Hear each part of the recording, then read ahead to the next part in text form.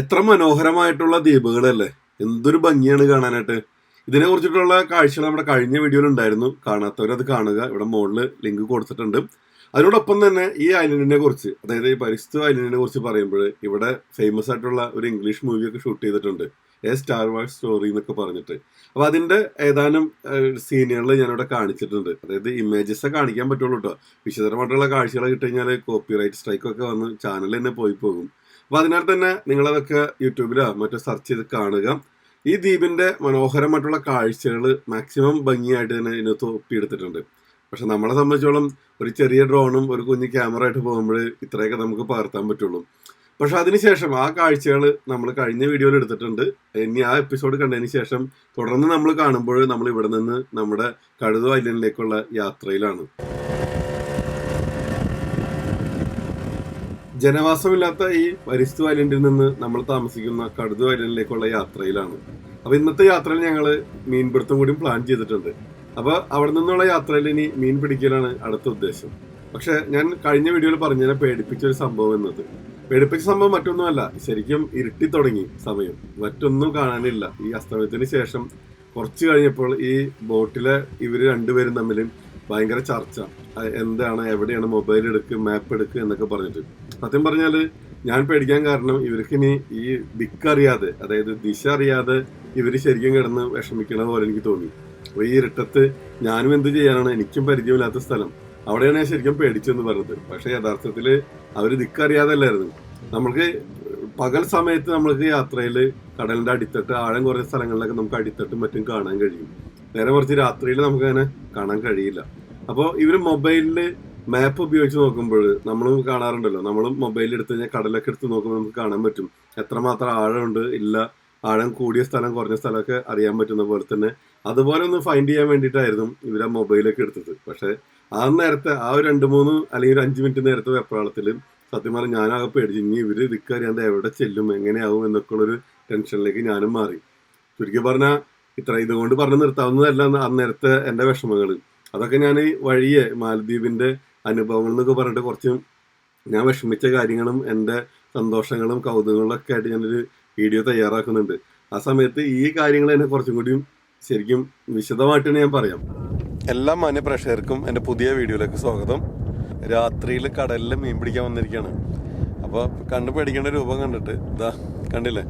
അപ്പോൾ ഇവിടെ നമ്മുടെ കൂടെ തന്നെ നമ്മുടെ ബംഗ്ലാദേശ് ചേട്ടനും അതുപോലെ അടുത്ത മാലദ്വീപ്സിലെ ചേട്ടനൊക്കെ ഉണ്ട്, കൂടെ തന്നെ ഉണ്ട്. അപ്പോൾ കടലിൽ പിടിച്ചുകൊണ്ടിരിക്കുകയാണ്. അത് എല്ലാ നിലക്കും ശ്രമങ്ങൾ നടത്തി വെക്കുന്ന ഒരു അറ്റംപ്റ്റാണ്. വല്ലത് കിട്ടുകയാണെങ്കിൽ ആയി, ഇല്ലെങ്കിലും കുഴപ്പമൊന്നുമില്ല. അവിടെ മീനൊക്കെ വേറെ ഉണ്ട്. പക്ഷെ ഇതൊരു ഫീല്, രാത്രിയിൽ കടലിൽ വന്നിട്ട് ഇതുപോലെ, അതായത് ഒരു ഐലൻഡിൽ വന്നിട്ട് മീൻ പിടിക്കാൻ പറഞ്ഞാൽ അതൊരു ഡിഫറെന്റ് എക്സ്പീരിയൻസ് അല്ലേ.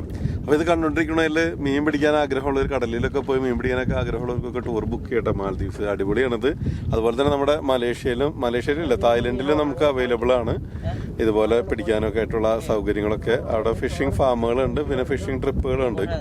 അപ്പോൾ നമുക്ക് ഇന്നത്തെ മീൻ കിട്ടിയാലും കിട്ടില്ലെങ്കിലും നമുക്ക് ഒരു ശ്രമം നടത്തി നോക്കാം എന്താണെന്നുള്ളത്. കുറച്ചു നേരം അതിനുവേണ്ടി മെനക്കെട്ടിരിക്കുന്നില്ല, കുറച്ചു നേരം മാത്രം സ്പെൻഡ് ചെയ്തിട്ട് എന്തെങ്കിലും കിട്ടുമെന്ന് നോക്കാം. കിട്ടിയിട്ട് നമുക്ക് റൂമിലേക്ക് പോകാം. ഓക്കെ, അപ്പോൾ അങ്ങനെ കിട്ടുകയാണെങ്കിൽ അതൊരു പുതുമയുള്ള ഒരു കാഴ്ചയാണ്, നിങ്ങളായിട്ട് പങ്കുവെക്കാന്ന് വെച്ചിട്ടാണത്. അതുപോലെ തന്നെ എനിക്ക് ഭയങ്കര ഫിഷിംഗ് ക്രൈസ് ആയിരുന്നു. ഇപ്പോഴില്ല, കാരണം മറ്റൊന്നുമല്ല, ഒരുപാട് ക്രൈസ് കയറി കഴിഞ്ഞാൽ മറ്റു ജോലിയിലും മറ്റൊന്നും ശ്രദ്ധിക്കാൻ പറ്റില്ല. ഇതാണ് സംഭവം. ലൈറ്റ്, ഈ ലൈറ്റിലാണ് നമ്മൾ കാഴ്ചകളൊക്കെ പകർത്തണത്, ക്യാമറയിൽ അല്ലാണ്ട് രക്ഷയില്ല. അപ്പോൾ ഇങ്ങനെയൊക്കെയാണ് വിശേഷങ്ങൾ. അപ്പോൾ നമുക്ക് ഇതാ ഫിഷിങ്ങിൻ്റെ കാഴ്ചകൾ നമുക്ക് കാണാം.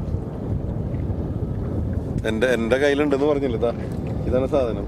ഈ ലൈനിൽ കണ്ടല്ല, ഇവിടെ ഈ ലൈനിൽ ഒരറ്റത്ത് ഇത് കെട്ടിയിട്ടിട്ടുണ്ട്, വെയിറ്റ് കെട്ടിയിട്ട് ഹുക്ക് കെട്ടി ട്യൂണയുടെ ഒരു കഷ്ണം കെട്ടി തൂക്കിയിട്ടേക്കാണത്. പകലാണെങ്കിലാണ് കാഴ്ചയൊക്കെ നല്ലത്, രാത്രി കഴിഞ്ഞാൽ സാധ്യത കുറവാണെന്നാണ് പറയുന്നത്.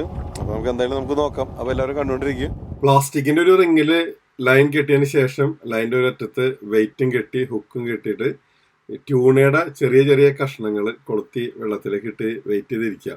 വളരെ സിമ്പിളായിട്ടുള്ള പരിപാടിയാണ്. പക്ഷെ നല്ല നല്ല മീനുകൾ കിട്ടും, കാരണം അവിടെ മീനുകളുടെ അവൈലബിലിറ്റി വളരെ കൂടുതലാണ്. പക്ഷെ ഈ ദിവസം നമ്മളിന്ന് ഇറങ്ങുന്നതിന് മുമ്പ് തന്നെ നല്ല രീതിയിലൊരു മഴയൊക്കെ പെയ്തിരുന്നു. അപ്പോൾ തന്നെ ഒരു ആശങ്ക പറഞ്ഞിരുന്നു, ചിലപ്പോൾ കിട്ടാൻ സാധ്യത കുറവാണ് എന്നുള്ളത്. എന്നിരുന്നാലും ഞാനിവിടെ വളരെ കുറച്ച് ദിവസം ഉള്ളതിനാൽ തന്നെ ഒരു ശ്രമം നടത്താം എന്നുള്ള കരുതിയാണ് വന്നത്. എന്താവുമെന്ന് അറിയില്ല, നമുക്ക് നോക്കാം. പല സ്ഥലങ്ങളിലും മാറി മാറി ഇട്ട് നോക്കിയിട്ടും ഇതുവരെ ഒന്നും കിട്ടിയിട്ടില്ല കേട്ടോ. ഇതിനോടകം ഒരു അരമണിക്കൂറിലധികം പിന്നിട്ട് കഴിഞ്ഞു ഞങ്ങളുടെ ശ്രമങ്ങൾ തുടങ്ങിയിട്ട്. അരമണിക്കൂറല്ല, 1 മണിക്കൂറിലധികമായി. അതിനാൽ തന്നെ മൊബൈലിൽ നോക്കിയിട്ട് മാപ്പ് നോക്കിയിട്ടാണ് പല ഏരിയകളിലും നമ്മൾ ഇട്ടുകൊണ്ടിരിക്കുന്നത്. ഈ മാപ്പ് നോക്കാന്ന് പറഞ്ഞാൽ ആഴം കൂടിയ സ്ഥലങ്ങളല്ല കേട്ടോ സുഹൃത്തുക്കൾ, ആഴം കുറഞ്ഞ സ്ഥലമാണ് നോക്കുന്നത്. കാരണം നമുക്കത് ലൈൻ ഇട്ട് കഴിഞ്ഞാൽ കുറച്ച് പാറക്കെട്ടുകളോ അല്ലെങ്കിൽ പവിഴപ്പുറ്റുകളൊക്കെ ഉള്ള അടിയിൽ നമ്മൾ എത്തണം, നമ്മൾ ഇടുന്ന ലൈൻ. അതിന് വേണ്ടിയിട്ടുള്ള ശ്രമങ്ങളാണ്. പല പല സ്ഥലങ്ങളിൽ മാറി മാറി ബോട്ട് നിർത്തി ഇട്ട് നോക്കി. പക്ഷെ ശ്രമമൊക്കെ പരാജയപ്പെട്ടു, മീൻ കിട്ടിയതേ ഇല്ല. നമ്മുടെ ലൈറ്റ് വെള്ളത്തിലേക്ക് അടിക്കുമ്പോഴേ കുറെ ജെല്ലി ഫിഷുകളൊക്കെ പോകണ കാണാൻ പറ്റുന്നത് നിങ്ങൾക്ക് കാണാം. ഈ വൈറ്റ് കളറിൽ പോണതൊക്കെ ജെല്ലി ഫിഷുകളാണത്. നമ്മൾ തായ്ലൻഡിൽ അണ്ടർ വാട്ടർ വേൾഡൊക്കെ പോയപ്പോൾ നമ്മൾ കണ്ടിട്ടുണ്ട്, യാത്ര ചെയ്തവർക്ക് അറിയാം, ധാരാളം ജെല്ലി ഫിഷുകൾ. ഏറ്റവും പോയിസൺ ആയിട്ടുള്ളൊരു ജീവിയാണ്. നമ്മുടെ ശരീരത്തിലൊക്കെ ഒട്ടിപ്പിടിച്ചാൽ ഭയങ്കര ചൊറിച്ചിലും മറ്റായിരിക്കും. പല കാറ്റഗറി ഉണ്ട്. ഇപ്പം നമ്മളിപ്പോൾ ബോട്ട് നിർത്തിയ ഏരിയയിൽ നമുക്ക് ധാരാളം ജെല്ലി ഫിഷിനാണ് കാണാൻ കഴിയും. അങ്ങനെ തിരിച്ചെത്തി, മീനൊന്നും കിട്ടിയില്ല കേട്ടോ. ഇനിയിപ്പോൾ നാളെ പോകാമെന്ന് വിചാരിച്ചേക്കണത്. അങ്ങനെ രാത്രി കാഴ്ച എന്ന് പറഞ്ഞാൽ ഇതൊക്കെയാണ്, ഒരു രക്ഷയില്ല. ഓക്കെ, നമ്മുടെ കണ്ട ഒരു ലൈറ്റ് കയ്യിലുണ്ട്, ഇതുമ്മയാണ് കംപ്ലീറ്റ് സംഭവങ്ങൾ ഷൂട്ട് ചെയ്യുന്നത്. ഓക്കെ, അപ്പോൾ നമ്മൾ തിരിച്ച് റൂമിലേക്ക് പോകുന്നു. ഇനി ഇതിൻ്റെ ബാക്കി നമ്മൾ നാളെ പോയിട്ട് വീണ്ടും ഷൂട്ട് ചെയ്യുന്നതായിരിക്കും. തീർച്ചയായിട്ടും നല്ല അടിപൊളി മീനെ കിട്ടുമെന്ന് തന്നെ വിചാരിക്കുന്നു. മീനിൻ്റെ കാര്യം എൻ്റെ അല്ലേ, നമുക്കൊന്നും ഉറപ്പൊന്നും പറയാൻ പറ്റില്ല. കിട്ടുന്ന പോലെ കിട്ടിയ ഭാഗ്യം. എന്തായാലും സംഭവം നൽകിയിട്ടുണ്ട് brother. Okay, thank you, see you tomorrow. ആളത് ബോട്ട് കെട്ടിടാനൊക്കെ വേണ്ടി പോവുകയാണ്. അപ്പോൾ നമ്മളുടെ ബാഗും സാധനങ്ങളൊക്കെ എടുത്തിട്ട് നമ്മൾ വീണ്ടും റൂമിൽ പോയി റെസ്റ്റ് എടുക്കാം.